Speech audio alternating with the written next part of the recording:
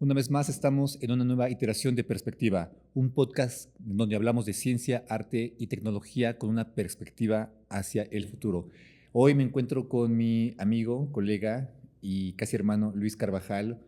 Luis, estamos aquí platicando y vamos a conversar sobre nuestra visión y perspectiva en este 2025 de manera global y también localmente en México.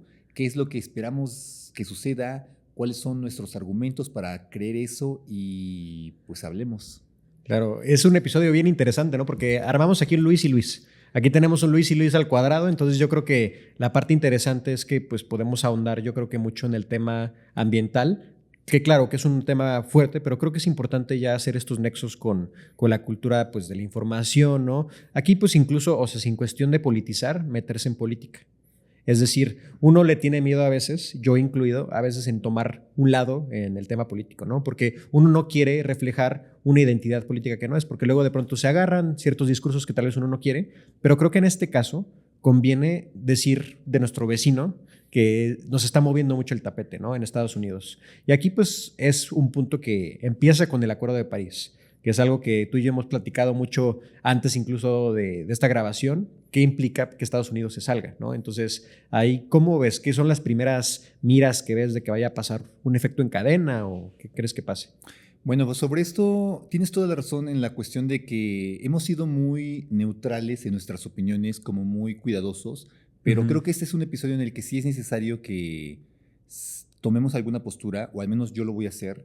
Estoy preocupado, por un lado, sobre el ambiente político, sobre el ascenso de Trump al poder nuevamente, y te voy a ser muy honesto, creí que eran bravuconerías, como todas las cosas que él prometió que iba a hacer y que al final sí está haciendo aparentemente. Eso me preocupa, sobre todo el tema de los migrantes en su mandato anterior.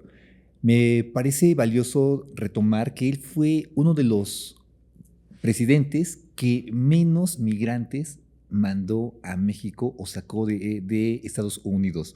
Obama tuvo un mayor número de migrantes que Sí. sacó de la Unión Americana. Y eso, o sea, y con este presidente yo supuse que lo que estaba haciendo era justamente campaña, sin que tomara acciones tan inmediatas.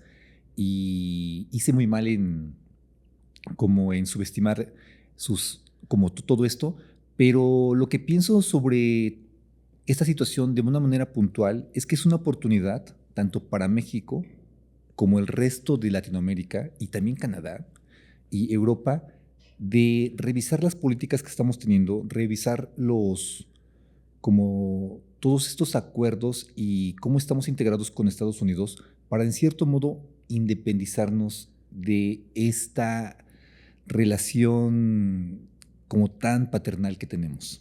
Medio paternal, pero medio tóxica, ¿no? Al mismo tiempo. Súper tóxica, es una cosa en la cual me preocupa que esta nueva política se base en la ley del más fuerte Ujú. y en el miedo como una especie de guerra fría en la Sí, cual si no haces lo que yo digo, voy a atacar y voy a invadirte. claro. No, y definitivamente sí hay un concepto como tipo de guerra fría y pasa yo creo que en diferentes frentes, ¿no? Por un lado creo que no podemos, en este caso, creo que el discurso nos permite simplificar a la entidad de Estados Unidos, pero pues al final del día es, creo que una simplificación que es demasiado. Porque si hablamos de que Estados Unidos está haciendo mal, creo que tal vez a nivel federal sí, tal vez a nivel presidente, pero por ejemplo, yo he tenido el gusto de trabajar por ejemplo, con el Departamento de Estado, con USAID, que son estas entidades que buscan como ayudar en otros lugares, y sí han hecho cosas buenas. O sea, creo que también es bueno ver como que hay programas específicos, hay entidades que hacen mucho bien, que han ayudado a emprendedores, a líderes y así, pero claro, si hay una política que ya busca a nivel económico, ahí sí ya como que cambiar en ese entorno macro, como lo llaman. Por ejemplo, este fenómeno que tú dices de que ha pasado tan rápido, creo que tú no eres el único que lo subestima. Yo he escuchado gente cercana que también me decía similar, ¿no? De, a ver, si no hizo esto, esperamos que va a seguir igual. Pero creo que es como esta dinámica de alguien y creo que también pasó en nuestro país, cuando alguien busca el poder tanto tiempo, y ya que tiene la capacidad de tenerlo, y de esperar, y de volver a tenerlo, ese periodo de espera hace que muchas cosas se fermenten en la cabeza de alguien, ¿no? Porque ya, ahora sí que ya se la sabe, como diríamos muy así coloquialmente, y ese ya se la sabe, pues ya hay cosas que uno no repite, ¿no? Si tienes una segunda oportunidad, ves la forma en la que evitar cosas que tal vez no te gustaron la vez pasada. Y eso es algo que yo creo que estamos viendo mucho. Y con el tema que pasó apenas en Colombia, ¿no? Que no sé si lo escuchaste, o sea, que justo hubo un tema de que unos migrantes que no llegaron en condiciones adecuadas, Petro los regresó, ¿no? El presidente de Colombia.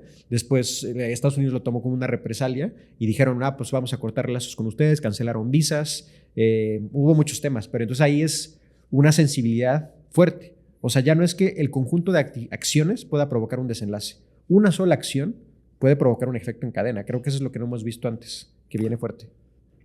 Esta forma de hacer política en la cual la apariencia importa más que otras cosas y como yo debo de aparentar ser fuerte, voy a tomar represalias ante este tipo de acciones que sí son muy significativas, me preocupa porque nos pueden llevar y nos han llevado en el pasado a situaciones de guerra y de hostilidad en muchos sentidos y frentes. Al final, quienes enfrentan las consecuencias, en este caso, son las personas que son más vulnerables. Y eso siempre pasa. Realmente siempre sucede que los más vulnerables son quienes reciben los daños más inmediatos.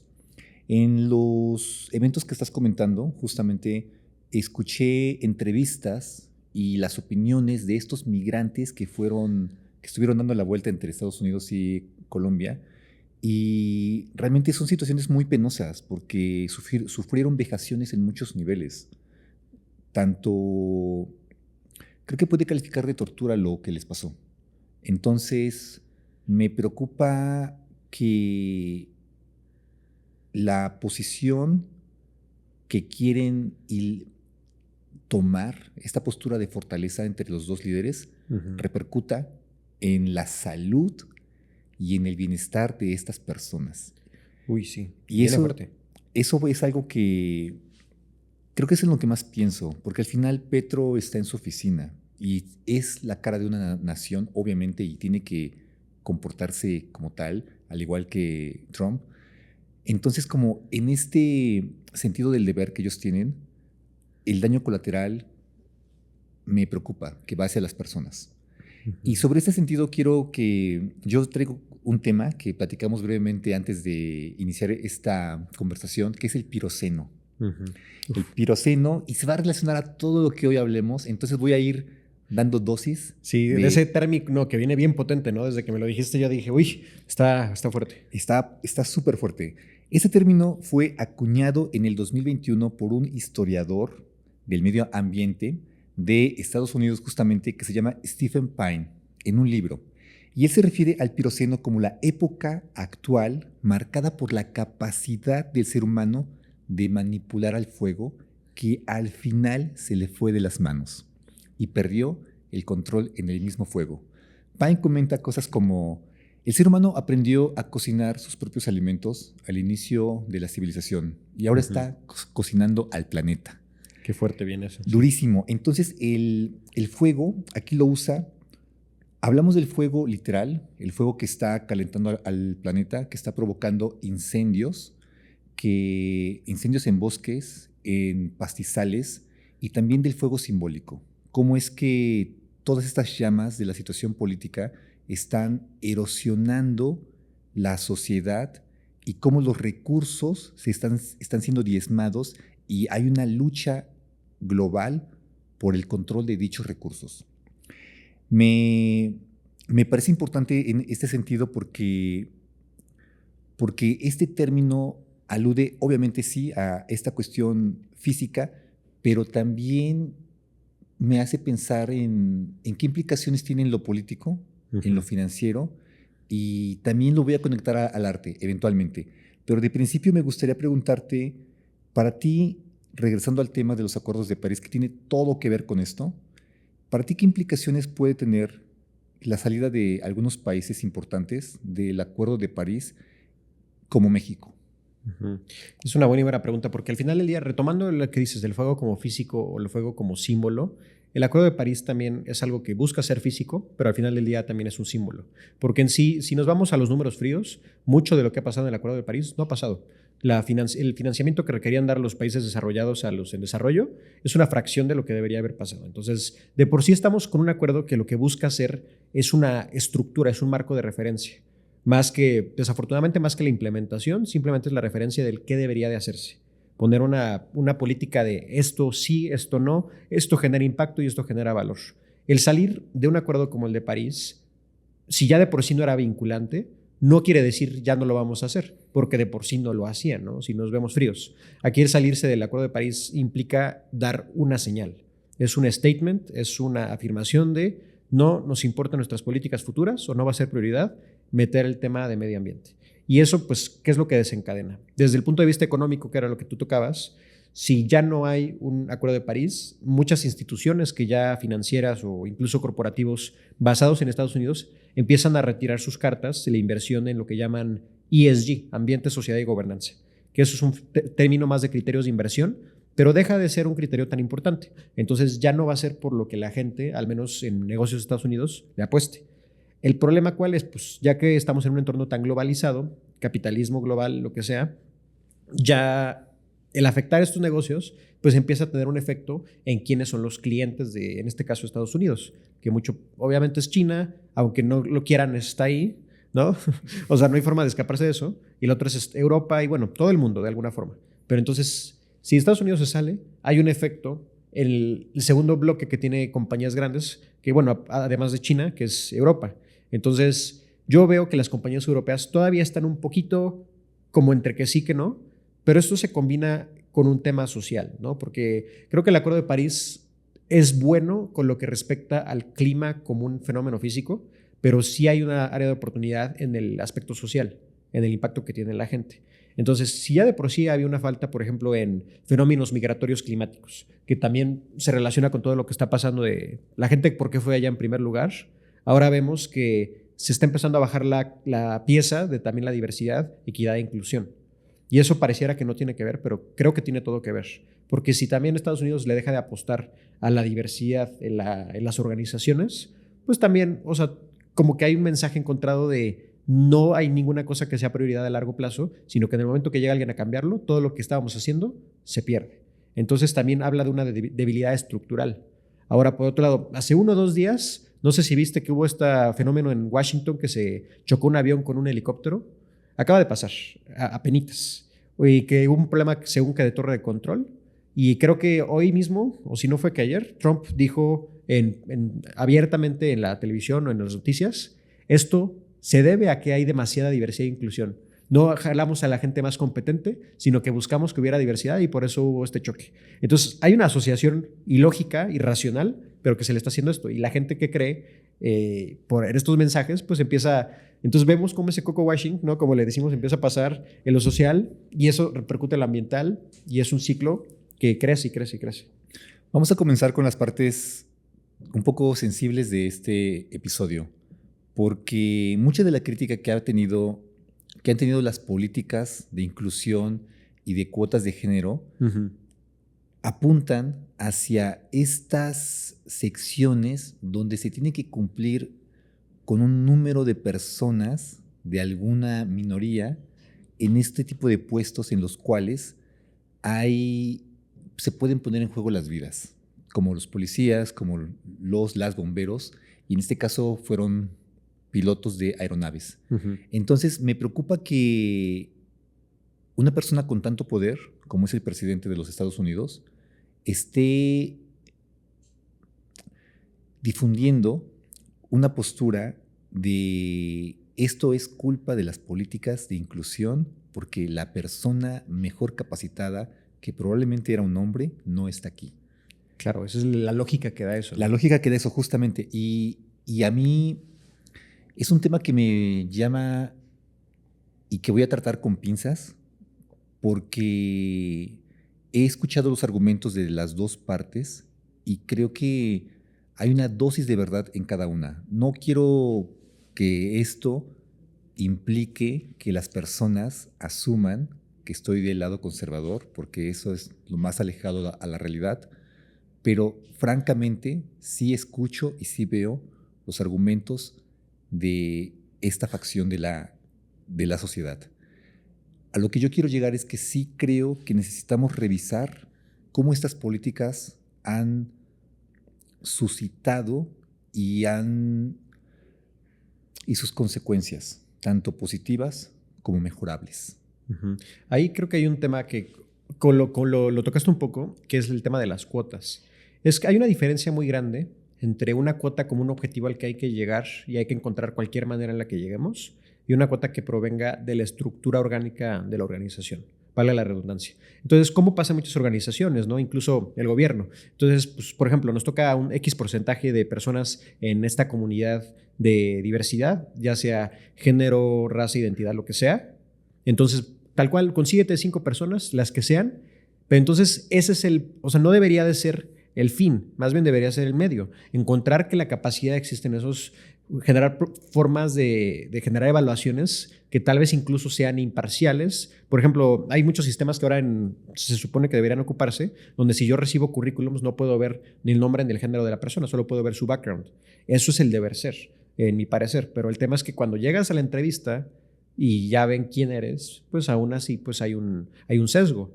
Entonces, creo que es una pregunta que se está intentando responder, pero no ha habido una respuesta clara de cómo, ¿no? Estoy totalmente de acuerdo contigo y justo creo que así debería ser la selección que debemos hacer para cualquier puesto en cualquier lugar, que no importe como su lugar de origen, su color de piel, su orientación, como cuestiones que son realmente intrascendentes para realizar un trabajo. Claro. En eso estoy totalmente de acuerdo y me preocupa que en los discursos actuales que están en contra del progresismo manejen la inteligencia como parte de esos valores que no tiene un grupo, o la capacidad para resolver problemas o pilotar una aeronave. Entonces, en cierto modo, estoy muy agradecido de vivir en esta época en la cual podemos tener estos diálogos y no se da por hecho que, como hace 30, 40 años, en los cuales no había una oportunidad en que las minorías podían ser partícipes de la sociedad, de la política y del poder. Claro.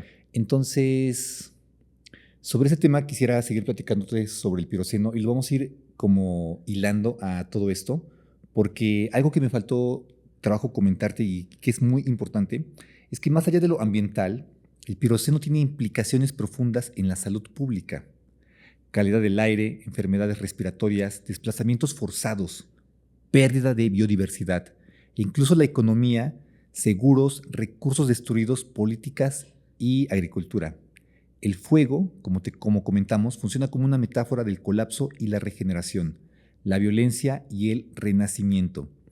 Entonces, pensar que estamos viviendo en la época del piroceno en este momento me hace pensar que justamente hablamos de una cosa literal, pero también cómo es que como sociedad estamos reestructurando los valores y de forma individual también cómo estamos adoptando y qué postura podemos tener frente a los desafíos que vamos a recibir este año. A lo que quiero llegar con todo esto es que, de una manera muy puntual, Luis, ¿tú qué piensas sobre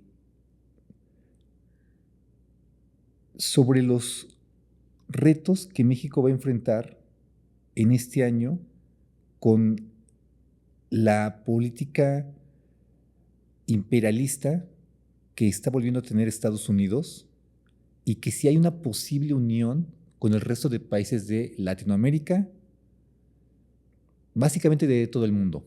Claro. Voy a hacer un último comentario. En los últimos 5 años, los 4 países que más han sufrido incendios forestales es Rusia, Canadá, Brasil y Bolivia. Y eso me llama la atención por la cuestión política. Por el BRICS. Por esas alianzas que hay ahí. Exactamente. Todo lo que sale. Claro, fíjate que es bien interesante porque el fuego creo que es un recurso incluso literario, metafórico, que se ha ocupado muchísimo, ¿no? Porque obviamente pues hasta se relaciona con el primer invento del ser humano. Entonces, Creo que aquí se habla mucho de pues, entender qué es lo que significa algo como el fuego en México. Porque la realidad es que haya tantos incendios, tanto en Estados Unidos, en México y en otros lados, muchas veces corresponde a la causa climática, pero también es un mal manejo de la administración forestal o de cosas así, porque, por ejemplo, los bosques que naturalmente requieren, o sea, antes de que existiera este control, se incendia una partecita para que se regenere, pero es que ese es el sistema natural del bosque. Pero entonces la gente artificialmente evitando que hagan incendios pequeños, se hace un incendio más grande. Y ahí voy respondiendo a tu pregunta y tocando un tema que a mí me parece sensacional, es el concepto de la antifragilidad. No sé, creo que lo he llegado a tocar un poco en ocasiones pasadas, pero aquí se me hace muy relevante. La antifragilidad como concepto habla de lo contrario a la fragilidad, por lógica. Pero ¿qué es lo que dice? Si yo tiro esta taza, se rompe, entonces esta taza es frágil. Si yo tirara esta taza y se volviera más fuerte, sería una taza antifrágil. Entonces, un concepto interesante de esta teoría de la antifragilidad es que se llaman órdenes de complejidad. La fragilidad de un orden de complejidad hace que el siguiente nivel de complejidad sea más robusto. Esto suena muy complejo, pero voy a dar un ejemplo claro. El humano. Las células del cuerpo humano mueren a cada rato. Todo el tiempo estamos regenerando millones de células. El hecho de que las células mueran hace que nosotros podamos vivir. Si las células no murieran, automáticamente entraríamos en degeneración celular, cáncer y nos morimos. Y eso es algo que es fuerte, pero es interesante. Ahora, en el nivel persona hacia sociedad, las personas naturalmente fallecen. Y el hecho de que eso pase hace que también la sociedad se regenere. Las costumbres viejas, las culturas viejas, eso también se va regenerando y por eso evolucionamos. Si las mismas personas de hace 2000 años estuvieran ahorita, tal vez no habríamos tenido este progreso de mentalidad.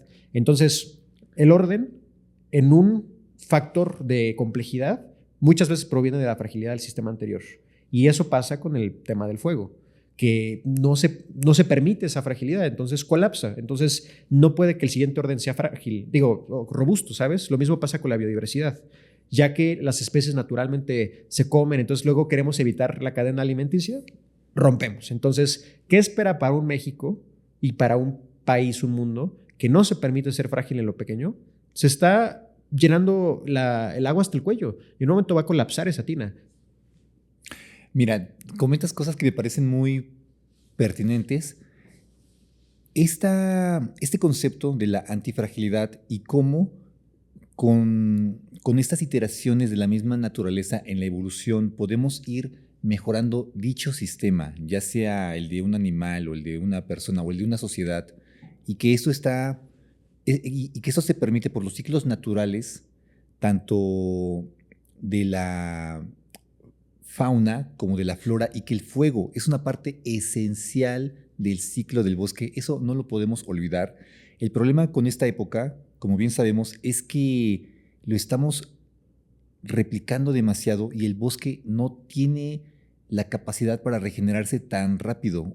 Si un bosque tiene un incendio cada 2 años, es una cosa terrible y no tiene el tiempo para regenerar y para volverse antifrágil como tú lo comentas. Una de las cosas que más me llamó la atención en mi investigación fue cómo las especies nativas de los bosques están evolucionando o qué cambios están teniendo cuando sucede el fuego. Y me encontré que hay búhos que tienen mayor capacidad para cazar, porque pueden detectar a sus presas entre la parte de las cenizas.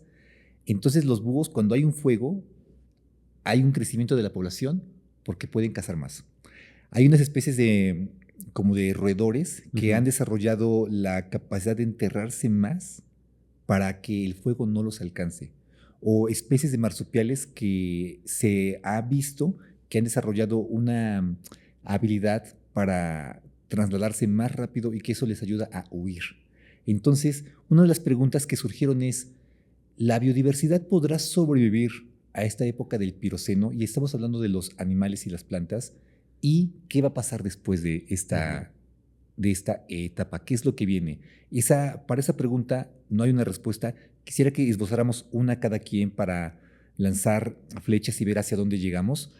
Y extrapolando este fenómeno que estamos comentando de los animales y el fuego, pienso que en la población igualmente no estamos teniendo el tiempo necesario para la reflexión, para asimilar el conocimiento que estamos adquiriendo de las experiencias tan cercanas que estamos teniendo y me preocupa que lleguemos a Mad Max, francamente.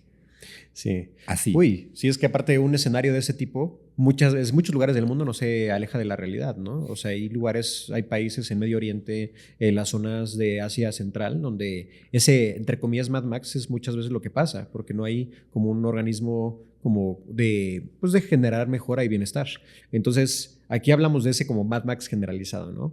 Aquí creo que en el tema que tú tocas, que se me hace muy bueno, regreso al concepto de frágil y antifrágil, de que muchas veces estas especies que se adaptan son las que lograron ser antifrágiles, que obviamente siempre hay un punto de saturación en los sistemas naturales. Tampoco podemos esperar que, por ejemplo, si esta tasa se hiciera más fuerte, o por ejemplo, otra analogía, si yo hago pesas y alguien se vuelve más fuerte con más peso, obviamente yo no puedo cargar 100 toneladas porque llega un punto de colapso, se rompen tus músculos, tus fibras o hay un daño permanente. Entonces, sí creo que es importante pensar en los dos escenarios. La biodiversidad va a sobrevivir, depende de cuál sea la carga que le estemos metiendo al planeta. Porque, por ejemplo, imaginemos un futuro hipotético donde todo le va mal a la humanidad y no llegamos a tener lo que buscamos y por algún caso hipotético la humanidad desaparece. Ahí, dependiendo de por qué, yo creo que se vería el futuro de las otras especies, porque estemos o no estemos, pues va a haber especies que no vamos a poder alcanzar. No, o sea, tan solo pensemos en este ejercicio donde hay un microbio en una cueva, en un lugar que no vamos a poder acceder, que tal vez todo lo demás se extingue hipotéticamente, pero si existe todavía esa biodiversidad, existe la capacidad de volver a la vida. Si hablamos de la biodiversidad actual versus futura, creo que esa es la mayor pregunta. Que la biodiversidad siga adelante, que siga habiendo vida después de nosotros o durante un periodo futuro de nosotros, sí lo creo. Que haya la misma biodiversidad, eso está por verse, ¿no? Porque depende mucho de qué hagamos. Porque imagínate el caso de una crisis nuclear masiva, donde sí se irradia el planeta y donde el sol se quede oculto durante años. Eso obviamente tiene una consecuencia devastadora, pero habrá especies que no dependen de la luz. Habrá especies que no dependen de estar en el exterior. Entonces, ¿habrá un colapso de biodiversidad? Sí. Una posible, lo que llaman extinción masiva, es una posibilidad. No la voy a negar, pero espero que no vayamos para allá. Claro, hay pocos errores que si se cometen pueden causar colapsos masivos, pero creo que más bien ahorita estamos viendo el colapso de nuestra forma de vida a nivel sociedad. Eso es lo que puede colapsar. ¿Tú crees que esto podría significar el principio del fin del capitalismo de una forma como mucho más puntual y evidente? Porque yo sí lo estoy creyendo. O sea, realmente pienso que el sistema capitalista que estamos viviendo, y esto no lo digo como una persona que está como un fanático, pero creo que la aplicación de la teoría capitalista está llegando a los puntos en que ya se está volviendo insostenible por la propia forma en que está cimentado. Uh-huh. Y pienso que esto nos va a llevar, esto se relaciona a lo que estás comentando, a una evolución tanto social como económica, que yo no sé francamente hacia dónde nos va a llevar, pero si yo me doy cuenta, si yo, Luis Andrade, que no tengo conocimientos especializados en economía, me doy cuenta que el sistema capitalista nos está llevando a lugares terribles en los cuales en este momento los países están haciendo una lucha encarnizada, y me refiero específicamente a Estados Unidos, de tener a su merced recursos importantes para poder seguir ejerciendo hegemonía en el panorama mundial y para su propia salud social y política. Si yo observo eso, quiere decir que esto no va a ser, o sea, esto no es posible, no vamos a poder soportar esto otros 150 años. No, definitivamente no. Pero es que ahí tocas un buen punto y que creo que es un tema conceptual. Siento que como humanos siempre asociamos evolución con mejora. Pero en sí, evolución es adaptación al final del día. Si mejoras o empeoras, hay animales que evolucionaron de tener alas a volverse casi gusanos, ¿no? Entonces, siempre existe la posibilidad de ir para un lado o para el otro. Entonces, llegando a lo que tú dices, ¿no? Que sí creo que el capitalismo actual está en una era de cambio. Yo no creo que en unos tal vez 5 o 10 años tengamos el mismo modelo, porque evidentemente tiene una tendencia hacia el colapso. Pero pues hay 2 o 3 o más teorías del pensamiento. Una, que es la positiva, ¿no? Que hay un libro de Naomi Klein que dice esto lo cambia todo, que habla de que el cambio climático es una oportunidad y no diciendo que sea algo bueno, sino que más bien es una oportunidad que resolviendo este gran problema podamos llegar a una sociedad mejor, más justa y más amena.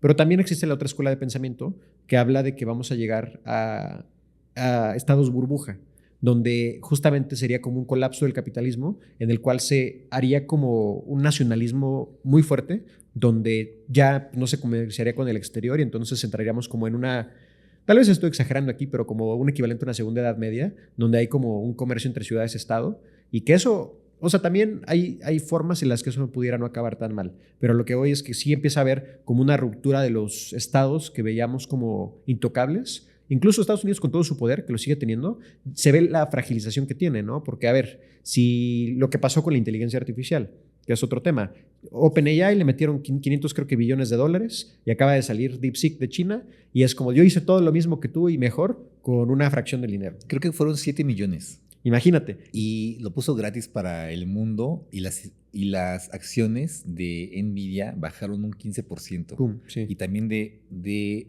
OpenAI. Entonces, esto que comentas me parece muy pertinente.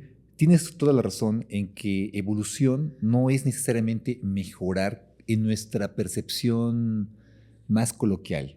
O sea, justo una especie, como tú dices, puede mejorar y volverse un gusano para sobrevivir, irse al mar y no necesariamente desarrollar alas.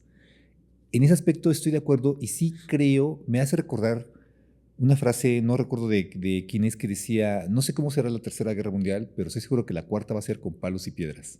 Entonces, pienso que justo es una posibilidad que la sociedad tenga un cambio hacia ciudades como mucho más, sí, como burbujas, en las cuales va a predominar un conocimiento tecnológico, pero definitivamente habrá un cambio en el consumo y en el trato que le damos a la naturaleza y al consumo de energía y cómo vamos a, creo que en este posible panorama, cuestiones como la fama ya serán muy relegadas, o sea, nuestra escala de valores puede cambiar radicalmente. Creo que en Latinoamérica, y voy a comentarlo con una pregunta que hice hace rato, nuestra tarea es entender que tenemos un papel crucial en este momento porque los recursos siguen estando presentes en esta región del planeta y creo de verdad que todos van a estar volteando, todos ya voltean desde hace unos años a ver a Latinoamérica para hacerse con un pedazo del pastel que queda del mundo. Pienso que nos estamos hundiendo y que Latinoamérica va a sobrevivir sí o sí por los recursos que tiene. Desde mi punto de vista, Europa está viviendo una crisis tanto política como social, como de recursos que están siendo, pues básicamente ya se quedaron sin nada. Creo eso. Y lo hablo también desde un desconocimiento profundo. Entonces me gustaría saber qué piensas, pero el observar que toda la jugada de la guerra de Ucrania, de las alianzas que hicieron con Estados Unidos, y que ahora Estados Unidos está en cierto modo apostando por sí mismo y dejándolos de lado, y tal vez hasta volverse una especie de enemigo político, me hace pensar que tendremos una oleada enorme de inmigrantes europeos, asiáticos y africanos en América. Y eso, francamente, sí me preocupa un poco. Tocas un tema bien, bien interesante, porque hay dos fenómenos que ocurren, ¿no? Que por lo que veo. Uno es, ¿cuál es la pendiente de crecimiento de los lugares y de los países? Un país en desarrollo, en vías de desarrollo, para donde quiere crecer es hacia arriba, pero un país que ya está arriba, o sea, lo que tiene que hacer es mantenerse, porque claro, llega un punto donde, por ejemplo, si vas a un país súper desarrollado como los nórdicos escandinavos, ves que han alcanzado un nivel que hasta, yo creo que gente hace 100 años pensaría que esa es la utopía, que así se vería la utopía. Y la verdad es que ahí sí hay muchos ejemplos a seguir de esos países. Hay muchos temas que obviamente siempre se puede mejorar, sigue habiendo desigualdades en un sistema que al parecer es perfecto, que al final no lo es perfectible, pero lo que pasa es que hay una pendiente de crecimiento, ¿no? Latinoamérica y África son los lugares, bueno, y Asia también, pero Latinoamérica y África tienen una pendiente muy fuerte de crecimiento. Asia, pues China siempre ha destacado desde hace mucho y ahorita se está dando que también otros lugares de Asia también están yendo hacia arriba. Entonces, hay como las dos tendencias marcadas, ¿no? Lugares que históricamente no habían tenido tanta oportunidad de crecer, están creciendo y también se habla del crecimiento limpio, que eso me gusta, que es, por ejemplo, hablar de un África que no necesita contaminar para llegar a ser desarrollado. Puede saltarse toda esa etapa de contaminar porque desde el día uno puede poner paneles solares que son más baratos. Por ese lado me parece excelente, al menos en concepto, pero para que se logre tienen que ocurrir muchas cosas. Y la cadena de suministros, pues también la verdad está muy monopolizada. En energías, pues creo que el 90% más de los paneles los genera China. Entonces, pues claro, está dominando otros mercados. Y lo que tú dices de Europa, ¿no? Que creo que es un tema bien, bien interesante. La población está envejeciendo, pero también hay un tema de desabasto y de falta de. Entonces, yo creo que hay como dos posibilidades que creo que van a jugar al mismo tiempo de diferentes formas. Es lo que yo veo. Por un lado, como dices, europeos yendo a otros lugares donde ven esas oportunidades de estar, de crecer y de seguir estando no en algo pequeño, sino en un lugar donde puedan estar más a gusto. Pero por otro lado, poblaciones que imagínate una ciudad que envejece y que ya no genera, porque demográficamente tienes que tener 2 hijos por pareja para tener exactamente la misma población por matemáticas. Entonces, si estás teniendo 1 hijo o 0 hijos por pareja, pues la población decae. Que en teoría no pasa nada, pero el problema es que si llegas a un punto crítico donde ya no se puede seguir sustentando la población, que empieza a haber ciudades fantasmas. Italia, se hizo muy famosa esta noticia, tal vez la viste. Casas de €1 y que te subsidian por no sé cuánto tiempo para que te vayas con tu pareja a tener un hijo o hija ahí, porque necesitan gente. Entonces, ¿qué va a pasar? O ciudades fantasmas o lo que Europa muchas veces no quiere, aunque no lo diga, no quieren aceptar migrantes. Porque aceptar migrantes implica cambiar su cultura. Porque claramente si eres un país europeo y te llega gente árabe, van a poner cultura árabe. Y eso no necesariamente está mal, pero pues es un cambio. Quiero hacerte una pregunta muy puntual sobre ese aspecto. Sí. El año pasado estuviste en Alemania. Uh-huh. Y por las noticias que yo he visto, ha habido problemas sociales muy fuertes entre la sociedad que ya reside ahí y que es autóctona y las nuevas poblaciones migrantes que están llegando. Hay un choque cultural muy fuerte y ha habido problemas, ha habido gente herida Sí. por estas formas tan diferentes de ser y cómo están relacionándose entre ellas. Mi pregunta es, ¿tú fuiste testigo de alguna situación en particular o de alguna tensión entre grupos étnicos? Testigo como tal de un conflicto, no, pero sí llegué a escuchar historias de gente que me decía de lo que le ha pasado. Entonces sí hay un tema que hay un choque social, ¿no? Por ejemplo, un muy buen amigo en Suiza que tiene un origen árabe que se tuvo que mover ahí por conflictos y salió de países árabes y dijo, es que es raro, porque el sistema sí te acepta. En teoría tú sí puedes ser bien recibido ahí, te damos todo y el trabajo. Pero una cosa es que el sistema te acepte y que puedas ganar dinero y otra cosa es que la cultura, que no te miren a los ojos, que te den las cosas de mala gana, que a veces no te atiendan y que te digan, habla mi lenguaje, mi idioma, aunque no lo sabes, ¿no? Entonces, ese es el tema que yo veo, que en teoría funciona, pero en la práctica, en la interacción es donde hay muchos choques y no hay toda la gente, pues más la gente grande, hay una tendencia de pues, no aceptan a la gente nueva.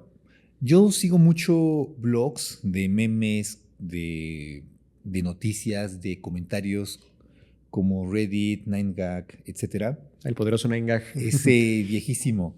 Y hay una especie de común denominador en el cual los usuarios de estas plataformas están en descontento con el fenómeno migratorio. Y parte de su postura es, lo que me está pasando a mí puede pasarte a ti. Imagina que alguien llega a acampar a tu patio y no lo conoces. Y de pronto comienza a tomar tus cosas y a concretar situaciones para las cuales tú no estás preparado.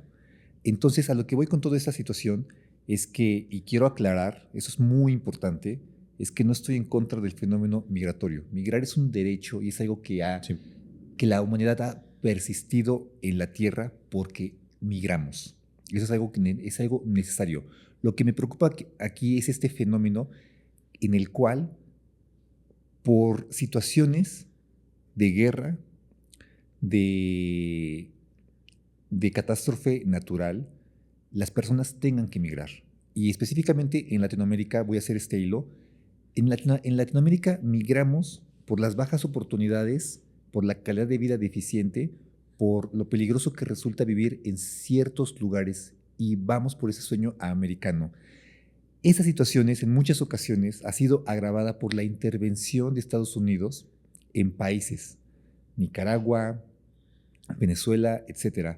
Entonces, esa situación migratoria de la cual se está quejando el país del norte fue provocada por sus propias políticas hace mucho tiempo.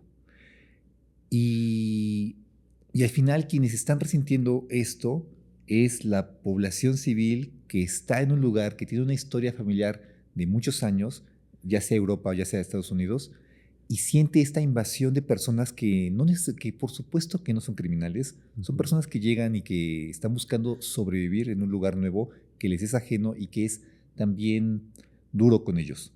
A lo que voy con todo esto es que este fenómeno migratorio que está sucediendo en el mundo me parece uno de los problemas, no por la migración en sí misma, sino por los choques culturales que está teniendo. Es que fíjate que ese es el tema, ¿no? Y creo que tocaste un tema, lo dijiste nada más como una palabra, pero creo que dijiste algo así como ordenado o preparado, de que no estaban preparados para. Yo creo que, y esto es viéndolo por lo que entiendo que funciona, la migración ordenada es algo que puede funcionar. Ordenada en cuestión de sistemas, porque es diferente que tú llegues a un país y que casi como te tratan como criminal o que tengas que huir de la ley, versus un sistema en el cual sí, obviamente tienes que trabajar, ¿no? No se puede esperar un asistencialismo donde nada más existas y no puedes tener, pero sí que tengas la oportunidad de hacer una nueva vida. Yo creo que eso es lo que define una buena migración, que, no, ok, no sé el idioma, te enseño, pero también ahí también es un tema bien complicado, ¿no? Que hay esos temas delicados que qué pasa si le quieres dar todo, y eso pasa en Europa, y he escuchado también la queja de, a ver, le quiero dar todo, pero no quiero aprender mi idioma, ¿ahí qué hago? Entonces ahí son temas bien delicados que no tengo yo una respuesta, pero justamente es donde creo que vale la pena también pensar. Ahora, creo que tomando de nuevo el concepto del fuego, ¿no? Creo que el fuego también tiene, por más que tenga símbolos negativos, también se ve como esta parte de una nueva oportunidad. Entonces yo creo que aquí conviene pensar en el fenómeno del fénix. ¿Cuál es este fénix que puede crecer de las cenizas de todo lo que está pasando? Porque sin lugar a duda, pues la inmigración es un fenómeno que no va a dejar de ocurrir. Y los conflictos y el cambio climático van a hacer que en todo caso se aumente, ¿no? Entonces, ¿qué es lo que toca? Mejorar los procesos de entender hacia dónde se va la dinámica y tal cual verlo como balances, ¿no? Este juego que mucha gente hace como de que si pasan el agua de un lado a otro y que si se balancea de qué lado está pasando, creo que es importante pensar en para dónde va la tendencia y para dónde va el flujo. Claro, si Europa tiene poca gente y esa poca gente se sale, en términos netos hay un balance negativo. Si la gente entra, pues en balance puede ser cero o puede ser positivo. Pero entonces, esto no va a tener una solución hasta que las políticas de los lugares donde hay una pérdida demográfica se suavicen o encuentren otra forma de pasar. Porque si no, pues vamos a entender que va a haber estas, de nuevo, el concepto de las burbujas, ¿no? Porque este mundo extrañamente está conectado y globalizado, pero existen muchas burbujas. Las sociedades que están bien y siguen bien, pero no se promocionan y se desarrollan en otros lados. Los lugares que están mal muchas veces están peor, ¿no? Entonces, ¿qué es lo que pasa ahí? Mira, las sociedades que están bien, pero ¿a qué costo? De otros. Ajá, Sí. exactamente. Yo, por ejemplo, creo que justamente el bienestar europeo está demasiado relacionado y dependiente de los recursos que no posee su propio territorio. Entonces ese bienestar está muy condicionado y es muy endeble por esa razón. Tocaste un tema que me pareció pertinente de seguirlo tratando, pero voy a seguirte platicando del piroceno en lo que regresa. Y tiene que ver con las implicaciones simbólicas que tú estabas comentando de este fuego. Políticamente, el fuego simboliza crisis y conflicto. Las imágenes de bosques ardiendo no solo evidencian desastres naturales, sino también las negligencias estatal, políticas, ambientales fallidas y la tensión entre intereses económicos y la conservación del medio ambiente. Económicamente, el fuego es una metáfora del extractivismo descontrolado, tierras quemadas para agricultura intensiva, minería o consumo voraz del planeta en nombre del desarrollo, lo que comentábamos. Culturalmente, el fuego ha sido símbolo de purificación, transformación y renacimiento, como lo del ave fénix. Pero también hay una pero también carga el peso de la ansiedad climática. Las llamas evocan destrucción y pérdida, pero también la urgencia de una transformación hacia nuevos modelos de vida. Y esto me lleva también a la cuestión, a la reflexión personal que quisiera que cada quien hiciera, tanto nuestra audiencia como nosotros. ¿Cómo podemos abordar esta crisis para que se vuelva una oportunidad desde las propias trincheras? Esa es una pregunta para la cual no hay una respuesta fija, pero voy a intentar esbozar algo.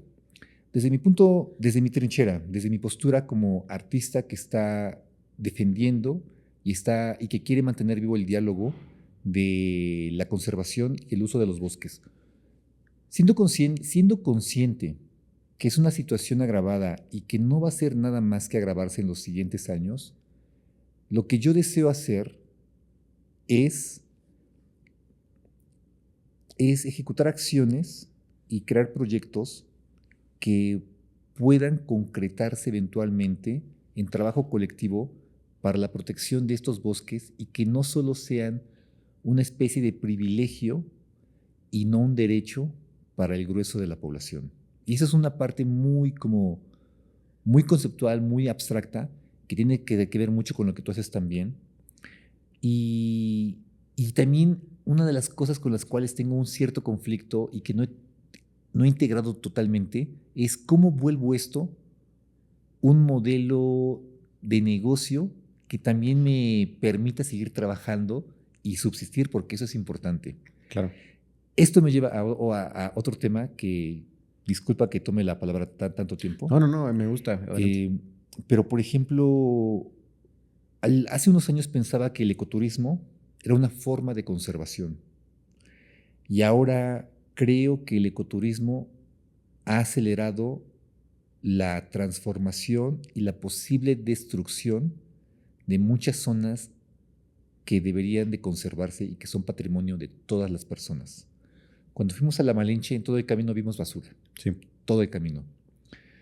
Hace poco fui al pico de Orizaba, a las faldas, mismo fenómeno.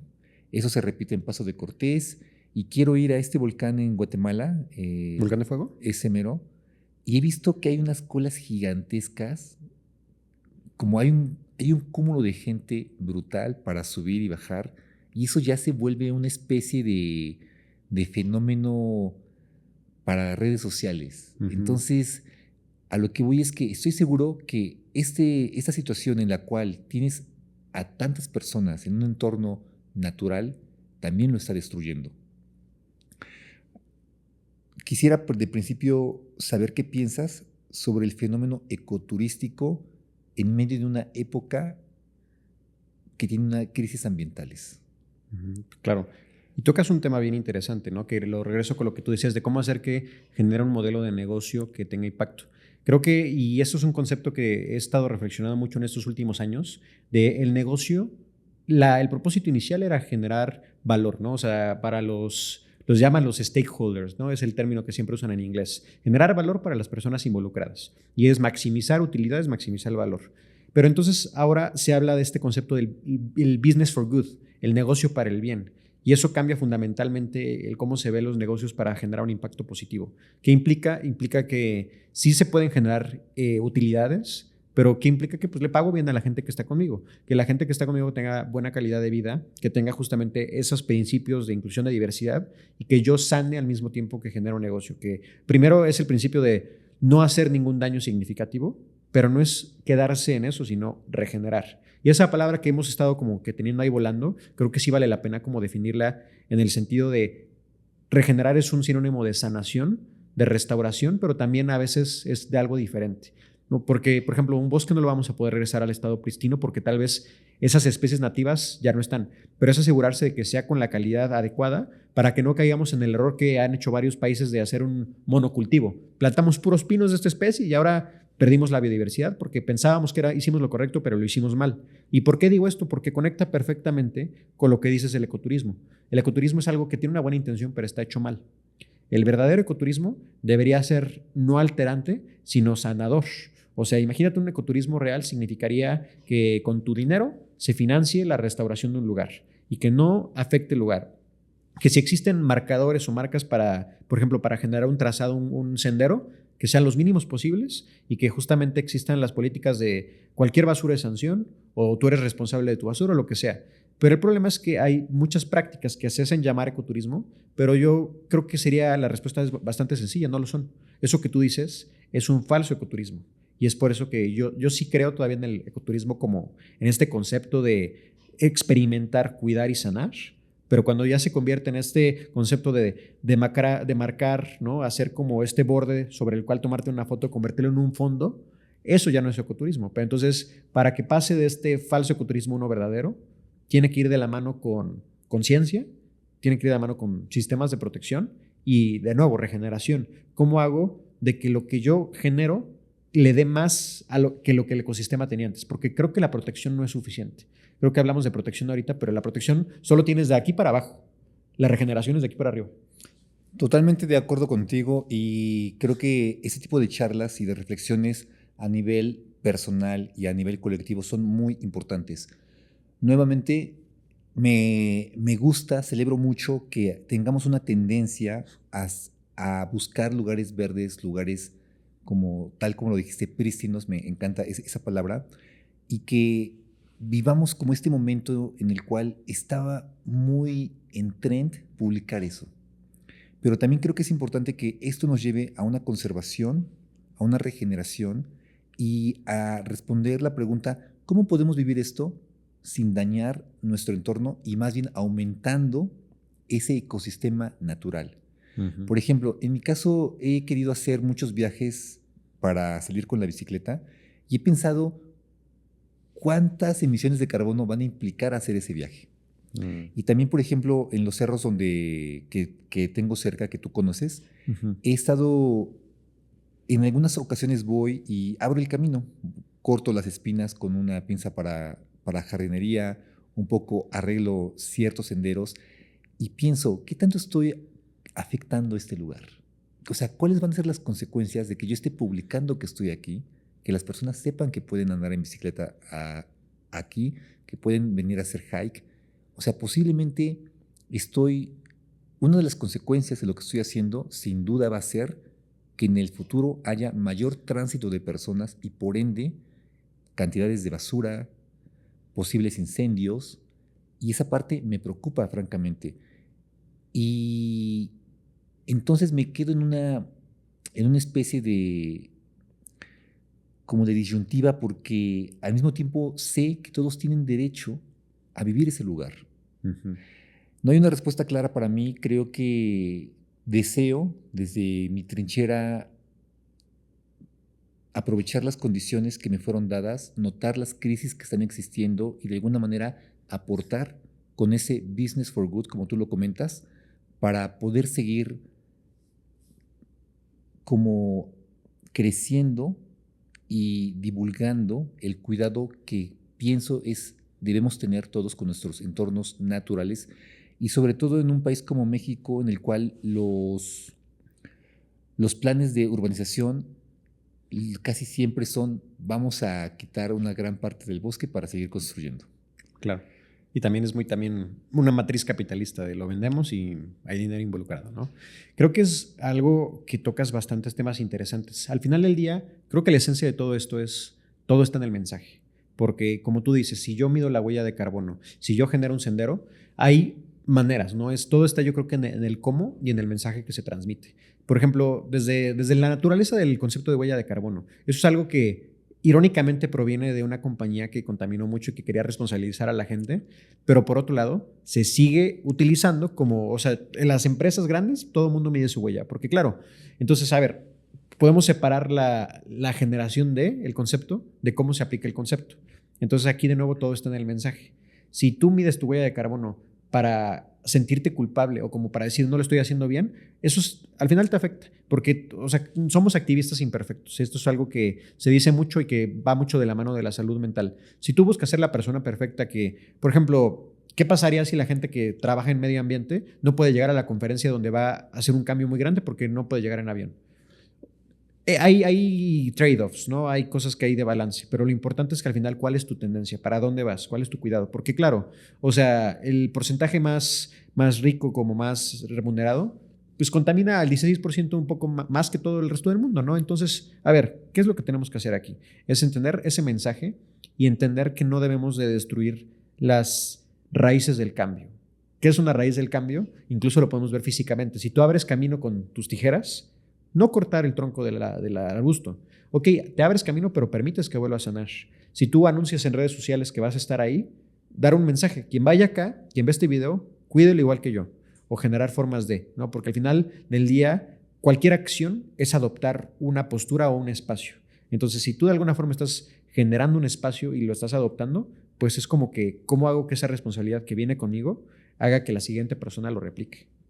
Totalmente de acuerdo contigo y agradezco mucho que me hagas esos comentarios porque justo tanto para mí como para la audiencia es importante recordar que no somos activistas perfectos y creo que en muchas ocasiones no hacemos caso a ese pensamiento o no lo trabajamos para llegar a esa conclusión que es importante y que nos va a permitir vivir tranquilamente. Y es difícil, a todos nos pasa. O sea, también yo tengo esa ansiedad a veces, pero pues es como cómo superarlo.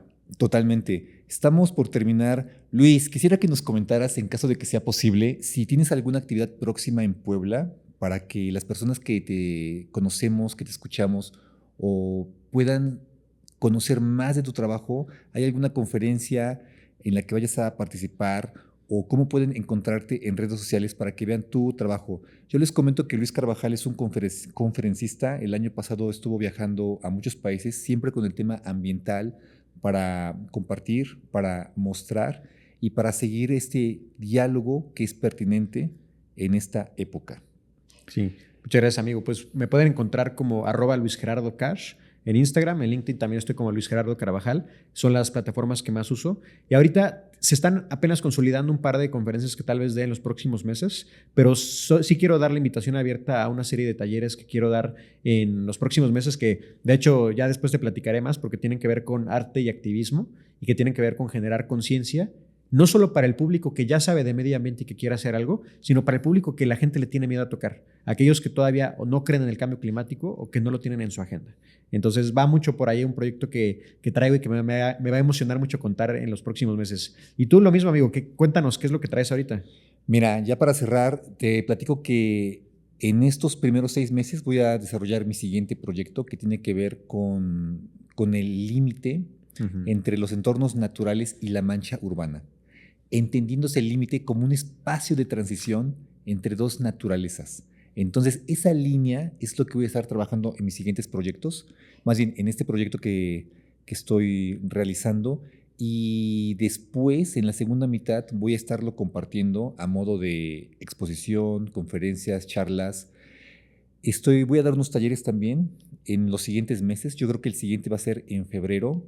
Y estoy investigando cómo poder seguir como trabajando este tema en los medios tradicionales que ya manejo y añadir la cuestión tecnológica. Es algo que aún no descubro, pero que ya te platicaré. Buenísimo. Pues esto fue Perspectiva y nos vemos en la siguiente iteración. Muchas gracias. Muchas gracias.